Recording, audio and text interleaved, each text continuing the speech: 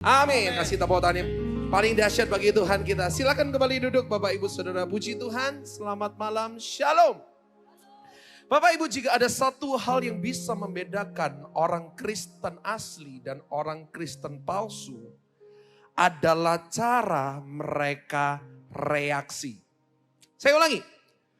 Ada salah satu hal yang bisa membedakan antara orang Kristen palsu dan orang Kristen yang asli adalah cara mereka apa? Reaksi. Bapak Ibu, kita baca sama-sama di Kidung Agung 2 ayat pertama. Gereja Tuhan itu digambarkan seperti bunga. Baca sama-sama yuk. Kidung Agung 2 ayat pertama. Bunga mawar dari Saron aku, buka bakung di lembah-lembah. Gereja Tuhan itu digambarkan seperti apa? Bunga. Bapak Ibu, bagaimana cara kita bisa membedakan bunga yang asli, bunga yang palsu? Seringkali memper ya. Seringkali mirip banget, betul? Dan seringkali bunga yang palsu kelihatannya lebih bagus daripada bunga asli. Kalau Bapak Ibu ke wedding-wedding sekarang jarang sekali ada bunga yang asli. Bunga yang palsu sudah cukup, lebih awet kok, lebih bagus kok. Kadang kalau bunga yang asli bisa layu, kalau bunga yang palsu nggak ada layu. Seringkali mirip, bahkan seringkali saya boleh katakan bunga yang asli itu lebih jelek. Tetapi bagaimana sih cara kita bisa membedakan antara bunga yang palsu dan bunga yang asli? Bapak Ibu saya catat. Bunga yang palsu jika ditekan dan dihancurkan, bunga yang palsu itu akan menjadi sampah dan ujung-ujungnya hanya bisa dibuang. Itu kalau bunga yang palsu. Tetapi sebaliknya, bunga yang asli, orang Kristen yang asli, jika ditekan, dihancurkan, justru mengeluarkan bau yang semakin wangi.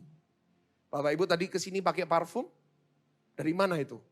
Itu dari bunga yang ditekan, bunga yang dihancurkan, menghasilkan bunga yang menghasilkan bau yang semakin indah. Bapak Ibu Saudara, saya boleh katakan bahwa tantangan dalam hidup ini semakin berat.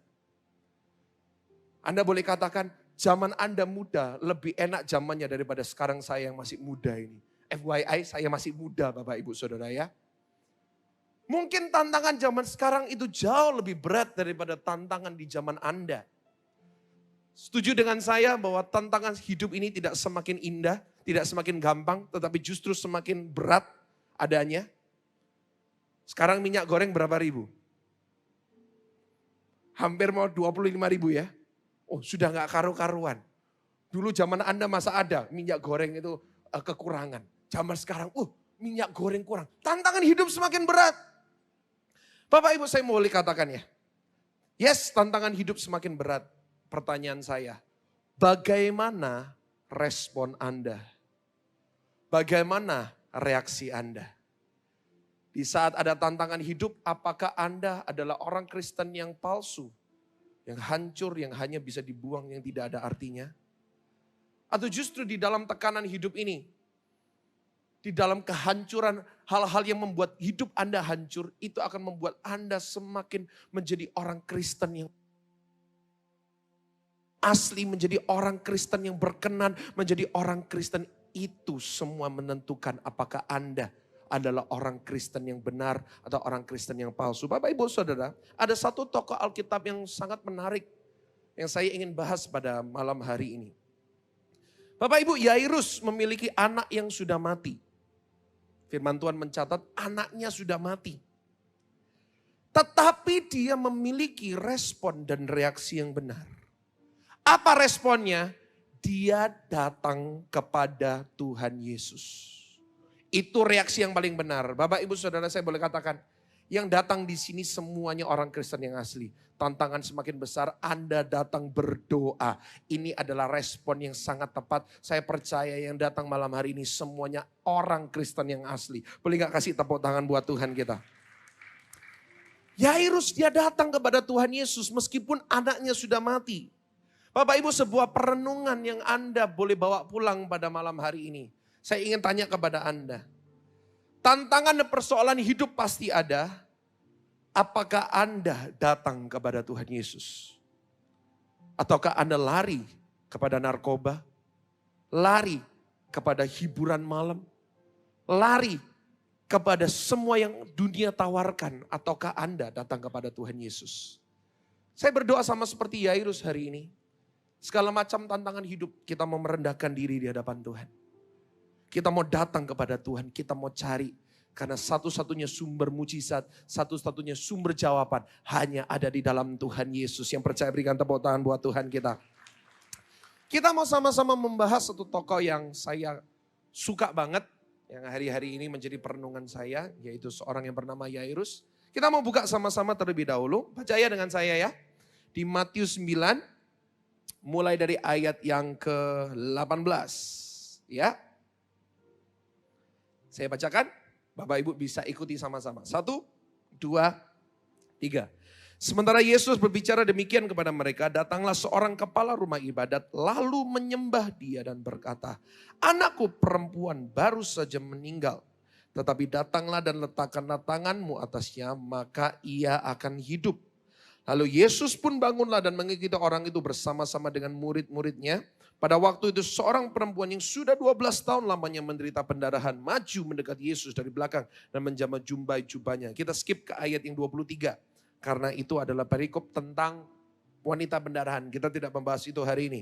Ketika Yesus tiba di rumah kepala rumah ibadat ayat 23 dan melihat peniup-peniup seruling dan orang banyak beribut, berkatalah ia, pergilah karena anak ini tidak mati tetapi tidur. Tetapi mereka menertawakan dia. Setelah orang banyak itu diusir, Yesus masuk dan memegang tangan anak itu, lalu bangkitlah anak itu. Maka tersiarlah kabar tentang hal itu ke seluruh daerah itu. Barusan kita sudah baca, firman Tuhan mencatat bahwa Yairus, yaitu seorang kepala rumah ibadat, anaknya sudah mati. Bukan akan mati, tetapi sudah mati. Bapak Ibu, yes memang anaknya sudah mati. Tapi tahu nggak? Ceritanya tidak berakhir di situ. Yes anaknya sudah mati, tetapi cerita yang baru sedang dimulai. Bapak Ibu Saudara mungkin berkata, Pak, pekerjaan saya sudah mati, keluarga saya sudah mati. Saya boleh katakan ya, cerita Anda belum selesai. Cerita Anda belum selesai sebelum Tuhan yang ngomong itu selesai. Justru Bapak Ibu saya boleh katakan, cerita yang mungkin hari ini adalah cerita yang menyedihkan bagi Anda. Cerita yang sudah busuk, Tuhan bisa mengubah itu suatu saat menjadi kesaksian. Bahwa kita punya Tuhan yang hidup, kita punya Tuhan yang ajaib. Amin. Kadang cerita yang paling busuk akan Tuhan bisa putar balikan. Ceritanya Yairus, ceritanya anaknya Yairus belum selesai di sini. Bapak Ibu Saudara saya boleh katakan ya, meskipun anaknya Yairus sudah mati. Kalau Tuhan belum bilang mati, masih ada pengharapan. Amin. Hari ini kita membahas sama-sama tentang Yairus. Apa sih yang membuat Tuhan Yesus begitu tertarik kepada seseorang yang bernama Yairus ini? Di antara semua orang yang pada hari itu memerlukan pertolongan Tuhan, yang membutuhkan mujizat, Yesus mau datang untuk masuk ke dalam rumahnya Yairus. Kita lihat sama-sama, ada 3 poin hari ini, sederhana aja.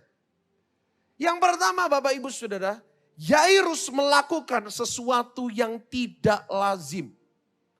Yairus melakukan sesuatu yang tidak biasa. Kok bisa Pak? Bapak Ibu harus tahu pada saat itu orang Farisi dan ahli Taurat itu biasanya memusuhi Tuhan Yesus. Yairus seorang kepala rumah ibadat termasuk orang Farisi. Teman-temannya rata-rata istilahnya orang Chinese jiong sama Tuhan Yesus. Benci sama Tuhan Yesus, musuhan sama Tuhan Yesus. Tapi barusan kita baca. Yairus melakukan yang berbeda. Dia melakukan sesuatu yang tidak lazim pada harinya. Ngapain? Dia datang merendahkan diri dan menyembah. Justru dia minta tolong kepada Tuhan Yesus. Tolong anakku yang sudah mau mati ini. Yairus menjadi orang yang berbeda dengan sekelilingnya. Dia melakukan sesuatu yang berbeda. Pertanyaan saya hari ini. Sudahkah saudara dan saya, kita menjadi orang Kristen yang berbeda? Sudahkah kita melakukan sesuatu yang berbeda untuk Tuhan sama seperti Yairus?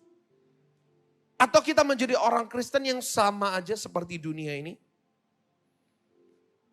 Dunia semakin rusak, orang Kristennya juga semakin rusak.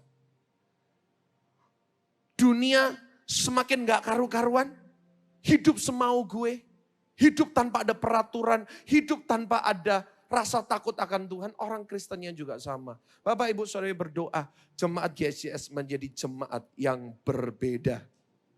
Amin. Itulah sebabnya Tuhan mau datang kepada rumahnya. Yesus mengikuti Yairus pulang sampai ke rumahnya karena orang ini berbeda. Sedangkan yang lain mereka benci kepada Tuhan Yesus. Orang ini justru datang menyembah. Bapak Ibu, Alkitab dipenuhi dengan orang-orang yang berbeda. Orang-orang yang tidak lazim. Bukan berarti gila ya. Alkitab dipenuhi dengan orang-orang yang melakukan apa yang benar di tengah-tengah dunia yang jahat. Dan firman Tuhan selalu mengatakan bahwa mereka adalah orang-orang yang menerima kasih karunia. Mereka adalah orang-orang yang menerima anugerah. Mereka adalah orang-orang yang menerima favor dari Tuhan. Orang-orang yang berbeda. Contohnya siapa? Ingat Nuh? Firman Tuhan berkata dia hidup benar di tengah-tengah dunia yang semakin rusak. Firman Tuhan berkata, he obtained favor in the sight of the Lord. Dia menerima kasih karunia di hadapan Tuhan. Oleh karena apa? Dia berbeda. Sedangkan orang lain pada zamannya mungkin rusak-rusakan, dia tetap hidup benar. Ayo Bapak Ibu Saudara, jemaat GSCS di tempat ini. Kita menjadi jemaat yang berbeda. Tidak mengikuti tren dunia. Mungkin tren dunia mengatakan, wah kalau kamu gak ikut rusak-rusakan, kamu gak dapat gangdau. Saya tahu itu yang sedang terjadi. Para bisnismen. Memang kalau nggak ikut rusak-rusakan, nggak ikut main perempuan, nggak ikut minum-minum, nggak ikut ke night club bersama para bos-bos yang lain, jarang sekali dapat gangdauan. Betul? Itu yang terjadi zaman sekarang. Saya berdoa kita menjadi bisnismen yang berbeda. Ibu-ibu rumah tangga. Kumpulan ibu-ibu itu kadang menyesatkan. Kadang itu ngajari yang enggak-enggak. Jadi jangan Bapak Ibu Saudara, coba kita saring komunitas kita.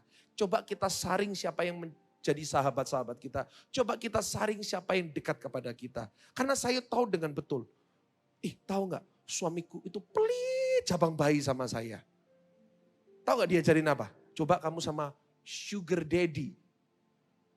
Sama sugar daddy, 1 malam 30 juta. Lumayan 2 malam dapat tas LV. Itu tren dunia. Banyak Bapak Ibu Saudara. Sugar daddy. Belum lagi one night stand. Itu tren dunia yang sedang terjadi. Ayo. GSCS, jemaat GSCS adalah jemaat yang menerima kasih karunia Tuhan. Yang hidupnya penuh dengan mujizat. Yang hidupnya penuh dengan anugerah Tuhan. Asal apa? Kita mau menjadi orang yang berbeda. Siapa lagi yang berbeda? Yusuf. Bapak Ibu, semestinya Yusuf adalah orang yang ikut-ikutan bobrok, ikut-ikutan jahat. Kenapa? Karena dia dapat contoh dari kakak-kakaknya. Semua rata-rata bobrok, semua rata-rata kurang ajar, semua rata-rata hidupnya rusak. Tapi Yusuf satu-satunya yang berbeda. Mestinya Yusuf melihat contoh dong. Tetapi Yusuf, dia bertekad, aku mau berbeda. Dan di antara saudara-saudaranya, Yusuf menjadi satu-satunya yang diangkat tinggi oleh Tuhan. Ayo kita menjadi orang Kristen yang berbeda. Tepuk dadamu katakan, aku mau berbeda. Tulis di dalam live chat, aku mau berbeda. Amin. Yairus, dia menerima kasih karunia. Yesus mau datang ke rumahnya karena dia adalah orang yang berbeda. Saya berdoa, Anda pulang nanti, hadirat Tuhan juga mengikuti Anda pulang. Amin. Jadilah orang Kristen yang berbeda. Yang kedua, Bapak Ibu Saudara, Yairus adalah orang yang tahu merendahkan diri. Kita sudah baca tadi. Dia datang sujud dan menyembah. Gak usah dibaca ulang. Saya anggap di sini memorinya cemerlang semua. Gak usah dibaca ulang. Amin. Dia menyembah. Yairus adalah orang yang tahu merendahkan diri di hadapan Tuhan. Bapak Ibu, Yairus ini jabatannya tinggi loh. Yairus ini bukan jabatan ecek-ecek. Mungkin pada saat itu Yairus itu kepala atau pemimpin gereja, gembala gereja pada zaman sekarang. Atau ketua sinode mungkin. Dia mau sujud menyembah di hadapan pada saat itu Yesus yang hanyalah seorang guru atau pembicara tamu. Yairus mau sujud. Orang ini adalah orang yang tahu merendahkan diri di hadapan Tuhan. Ayo sama-sama hari ini kita mempunyai hati yang rendah, hati seorang hamba. Apa sih Pak? Kerendahan hati itu apa sih? Saya boleh katakan ya, kerendahan hati itu bukan soal penampilan luar. Kerendahan hati itu bukan di saat ada orang bisa mantuk 90 derajat di hadapan Anda, kalau Anda tidak lewat baru dia balik badan. Bukan seperti itu. Kerendahan hati itu bukan di saat ada orang bisa senyum manis di hadapan Anda, selalu terus tersenyum manis di hadapan Anda. Bukan itu kerendahan hati. Apa sih rendah hati itu? Apa sih? Siapa sih orang yang humble itu? Orang yang bisa merendahkan hati, orang yang bisa merendahkan diri di hadapan Tuhan. Yang pertama, orang yang rendah hati adalah orang yang tidak menilai dirinya lebih daripada orang lain. Yairus tidak menilai dirinya lebih daripada Tuhan Yesus. Sehingga dia mau tersungkur dan merendah di hadapannya. Bapak Ibu seringkali, yuk kita coba renungkan. Seringkali kita ini menilai diri kita lebih pantas dari orang lain. Lebih hebat daripada orang lain, lebih pintar, lebih berbakat, lebih cakep, lebih kaya, lebih apapun. Meskipun penampilan luar tidak mengatakan demikian. Tetapi dalam hatimu Anda yang tahu sendiri. Ada orang-orang yang menganggap, aku ini lebih pantas daripada orang itu. Aku ini lebih layak daripada orang itu. Rasul Paulus pernah mengatakan di Roma 12 ayat ketiga, dia pernah mengatakan, let not one think highly of himself. Jangan ada orang yang memikir terlalu tinggi tentang dirinya. Bahkan saya ingat di surat Korintus, Rasul Paulus pernah berkata seperti ini, memang siapa yang menganggap kamu begitu penting? Wow, Rasul Paulus ngomong sama kita apa? Kamu enggak penting, ngomong sama dirimu, aku ini gak penting ternyata. Tulis di dalam live chat, ternyata saya gak penting. Rasul Paulus mengajarkan kepada jemaat-jemaatnya di Roma dan di Korintus, hey, jangan kamu menganggap dirimu terlalu tinggi. Jangan kamu menganggap dirimu penting. Memang siapa yang pernah menganggap kamu penting? Kita diajarkan untuk kita selalu merendahkan hati. Bapak Ibu seringkali ini sumber kekecewaan kita. Ya.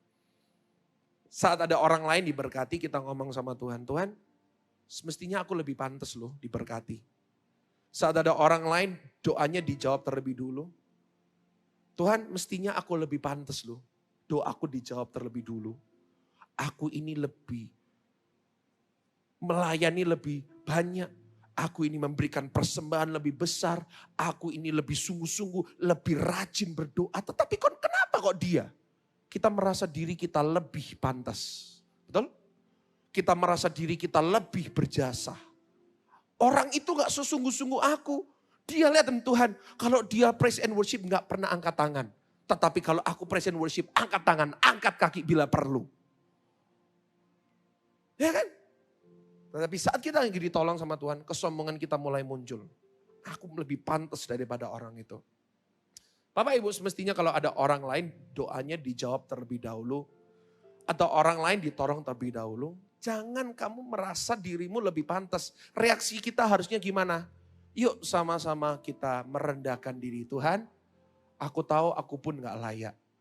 Tapi aku yakin kalau dia ditolong, sebentar lagi giliranku. Itu loh reaksi yang benar. Jangan kita merasa diri kita lebih pantas daripada orang itu. Semakin kita sombong, semakin kita tidak ditolong. Saya ulangi, semakin kita sombong, semakin kita tidak ditolong. tidak ditolong. Saya berdoa kita menjadi orang-orang Kristen yang merendahkan. Yang kedua, apa itu orang yang mempunyai kerendahan hati? Orang yang tahu bahwa dirinya itu nggak mampu tanpa Tuhan. Dia tahu, ini kalau bukan Tuhan nggak mungkin. Ini kalau bukan Tuhan yang campur tangan nggak mungkin berhasil. Kalau ini bukan Tuhan yang memberikan atau Tuhan yang campur tangan, this will never work. Apa tandanya orang yang rendah hati? Orang itu suka berdoa. Apa sih doa itu? Kenapa kok kita harus berdoa? Kita berdoa karena kita tahu kalau bukan yang Tuhan yang menuntun hari kita, nggak mungkin bisa berhasil. Kenapa kok kita berdoa? Kita mulai segala sesuatu dengan berdoa. Karena kalau bukan Tuhan yang campur tangan di dalam bisnis kita, tidak mungkin berhasil. Kalau kita tahu kalau bukan Tuhan yang campur tangan di dalam keluarga kita, anak cucuku tidak mungkin diberkati. Kalau bukan Tuhan gak mungkin. Kalau bukan Tuhan gak bisa. Sebab itu saya adalah pemimpin yang paling suka mengajak tim saya untuk berdoa. Ya, setiap Sabtu malam saya selalu ngajak hamba-hamba Tuhan, para pelayan-pelayan Tuhan, ayo kita merendahkan diri di hadapan Tuhan. Sabtu siang, para hamba-hamba Tuhan, saya ajak untuk doa puasa, merendahkan diri di hadapan Tuhan. Sebelum mulai ibadah, saya harus luangkan 10-15 menit sama teman-teman saya pelayan-pelayan Tuhan. Ayo, harus berdoa. Karena saya tahu, kalau pelayanan gereja, kalau bukan Tuhan yang campur tangan, ini semuanya sia-sia. Mungkin boleh mempunyai sound system yang puluhan miliar, mungkin punya lampu yang begitu heboh, mungkin mempunyai set kamera yang begitu dahsyat. Tetapi kalau bukan Tuhan yang campur tangan, maka sia-sia. Kalau bukan Tuhan yang ikut campur, nggak ada artinya. Itu semuanya uang yang terbuang. Tetapi kalau saya tahu, kalau begitu Tuhan campur tangan, mau sesederhana apapun, pasti dampaknya luar biasa. Amin. Sebab itu ayo kita mempunyai kerendahan hati. Apa tandanya? Kita suka berdoa. Ayo mulailah setiap hari dengan doa. Mulailah setiap keputusanmu dengan doa. Anda mau melangkah, berdoa. Anda mau mengambil sebuah keputusan besar, berdoa. Kenapa? Karena Anda tahu. Kalau bukan Tuhan yang menuntun, gak mungkin bisa. Yang setuju katakan yes. Jadilah orang yang rendah hati, sama seperti Yairus. Yang ketiga, yang terakhir. Ini poin yang sangat penting. Apa yang membuat Tuhan itu begitu tertarik kepada seorang bernama Yairus ini? Ketiga, karena Yairus memiliki pengharapan. Apa?